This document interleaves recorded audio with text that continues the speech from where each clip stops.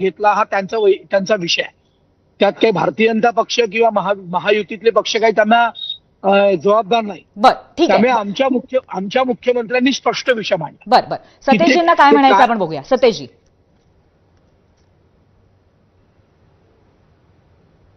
नाही, प्रवीणजींना मला सांगायचं आहे की निवडणूक आयोगानं हा ज्यावेळी निवडणूक लांबणीवर टाकायचा निर्णय घेतला त्यावेळी होम सेक्रेटरी, चीफ सेक्रेटरी यांच्याशी बोलल्याशिवाय निर्णय घेतला नाही अशी माझी माहिती आहे. मग सीएसनी मुख्यमंत्र्यांना ब्रीफ केलं नाही का?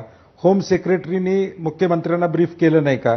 कारण की शेवटी मी पहिला मुद्दा जो मांडला, लॉजिस्टिक, सिक्युरिटी, ह्या सगळ्या गोष्टी, यंत्रणा कुणाची, निवडणूक आयोगाची यंत्रणा आहे का? शिक्षक कुणाच्या अखत्यारीत आहेत? शासनाच्या अखत्यारीत आहेत. म्हणून माझं ठाम मत आहे, हे आता जाहीर ते प्रवीणजी बोलू शकणार नाहीत, परंतु मी जे आम्ही राजकारणात अनेक वर्ष आहे, सीएसना कानावर घातल्याशिवाय, होम सेक्रेटरींना, डीजीपींच्या कानावर घातल्याशिवाय निवडणूक आयोगानं हा निर्णय घेतलेला नाही. याच्यावर माझं ठाम मत आहे 100%. कारण की त्यांचीच गरज आहे त्यांना.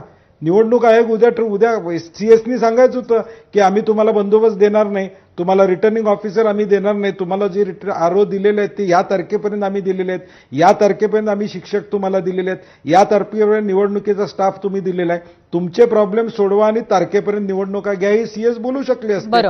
स्वायत्त आहे म्हणून पळ काढणे शासनानं, हे मला वाटते चुकीचं आहे असं माझं मत आहे. आणि पळ शासनानं काढू नये, ह्याला सर्वस्वी शासन जबाबदार आहे. बरं, प्रवीणजी तुम्हाला हे पटतंय का? कारण यंत्रणा कुठेतरी शासनाचीच वापरली जाते असं सतेशजी म्हणतात. प्रत्येक वेळेला शासनाचीच वापरली जाणार आहे, पण निवडणूक आयोगाला डिक्टेट करणं हे योग्य नाही.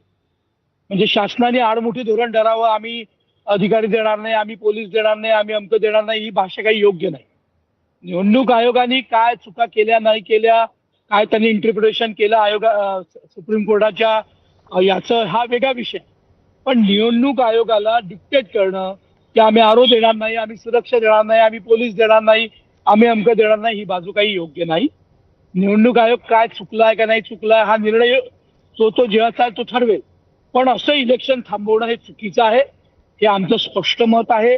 कारण नागरिकांना प्रचंड त्रास होणार आहे. ज्या उमेदवारांनी पैसे खर्च केले आहेत, ज्यांनी योग्य प्रचार केला, ज्यांनी नियमात सगळं केलाय, त्यांच्याकरता अधिक कठीण होणार.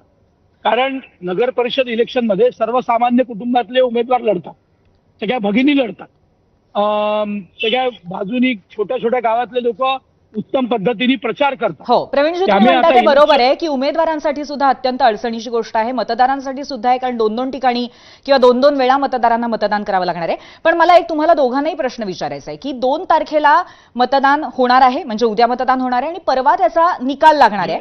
तर तुम्ही कुठल्याही पद्धतीने अशी कुठली रिक्वेस्ट करणार आहात का, अशी कुठली मागणी करणार आहात का निवडणूक आयोगाकडे, जेणेकरून सगळा रिझल्ट एकंदरीत आता 21 तारखेलाच लागावा? कारण पहिल्या फेजमध्ये जर पहिल्याच टप्प्याच्या निवडणुकांचा अर्धा रिझल्ट लागला तर त्याचा पुढच्या ह्याच्यावरती परिणाम होऊ शकतो, असं तुम्हाला वाटतं का?